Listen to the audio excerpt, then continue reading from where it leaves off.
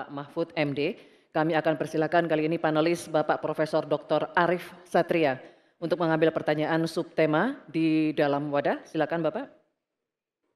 Mohon diperlihatkan kepada seluruh hadirin dan juga moderator.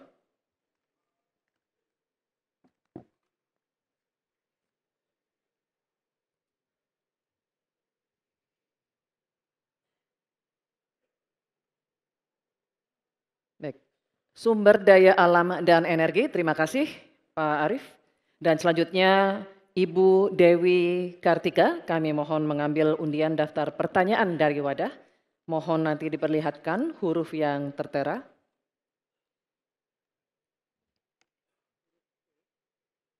Huruf C, terima kasih Ibu.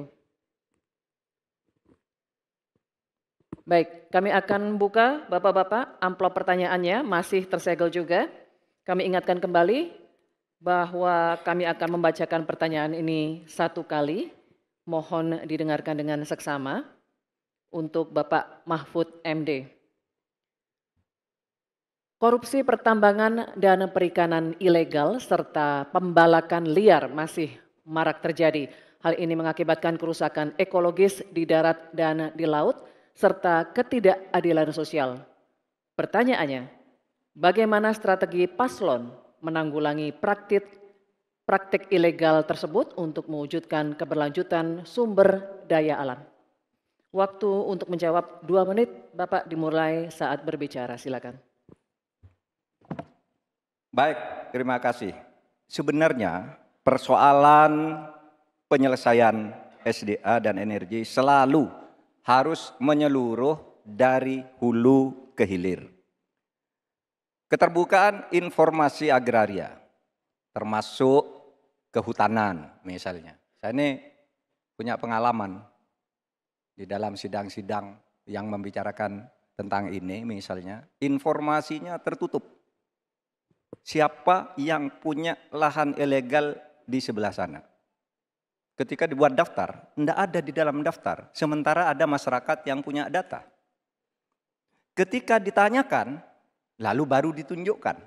Jadi penyelesaiannya tidak bisa menyeluruh. Karena kemudian atas nama keterbukaan informasi publik, mereka katakan ini rahasia. Tidak bisa dong. Rahasia itu kan bukan yang tentang data, perampasan tanah-tanah rakyat, kasus-kasusnya di mana, siapa yang menyerobot perkebunan sawit, itu kan harus daftarnya lengkap. Sesudah diselidiki apa yang terjadi di dalam analisis. Wah itu memang permainannya buruk. Sehingga selalu disembunyikan. Kalau baru orang tahu dikeluarkan satu-satu. Tidak ada penyelesaian yang menyeluruh. Nah oleh sebab itu ini menjadi penting bagi kita keterbukaan informasi tentang data-data. Kalau kita mau menyelesaikan data itu menjadi basis untuk penyelesaian. Kita juga pernah atau kami kalau bicara soal rekam jejak ya, kita ikut dalam upaya penyelesaian satu peta sebagai rujukan untuk masalah-masalah tersebut. Demikian. Baik, terima kasih Bapak Mahfud MD. Selanjutnya kami persilakan calon wakil presiden nomor urut 1 Bapak Muhaimin Iskandar untuk menanggapi. Waktu Bapak 1 menit dimulai ketika Bapak berbicara, silakan. Selain yang disampaikan Pak Mahfud, salah satu yang memprihatinkan adalah data ESDM itu ada 2.500 tambang ilegal. Sementara tambang yang legal saja tidak membawa kesejahteraan. Dan kita menyaksikan dalam proses penambangan dan bisnis tambang kita, hilirisasi dilakukan ugal-ugalan, merusak lingkungan, ada kecelakaan, tenaga asing mendominasi. Di sisi yang lain juga perkembangan hilirisasi maupun tambang tidak signifikan dengan kesejahteraan masyarakat sekitar. Sulawesi Tengah, pertumbuhan ekonominya sampai sekarang bisa 13%, tinggi sekali. Tapi rakyatnya tetap miskin dan tidak bisa menikmati. Hilirisasi apa yang mau kita lakukan, sementara ilegal juga terus berlangsung lanjut. Demikian, terima kasih. Baik. Terima kasih Bapak Muhaimin Iskandar. Selanjutnya, giliran calon wakil presiden nomor urut 2, Bapak Gibran Rakabuming Raka. Kami berikan kesempatan juga untuk menanggapi. Waktunya 1 menit dimulai ketika Anda berbicara. Silakan. Baik, terima kasih Gus Muhaimin dan Prof. Mahfud. Dari pasangan Prabowo Gibran, simpel saja solusinya. IUP-nya dicabut, izinnya dicabut, simpel.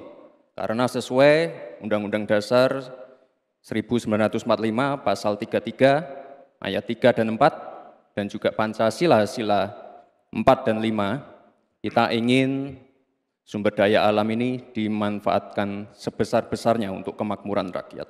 Dan juga kita harus menjalankan Permen Investasi nomor 1 tahun 2022. Intinya kita ingin perusahaan-perusahaan besar ini bisa menggandeng UMKM lokal, pengusaha lokal, jadi mereka tidak besar sendiri, tapi ikut membesarkan warga lokal, pengusaha lokal, dan UMKM setempat.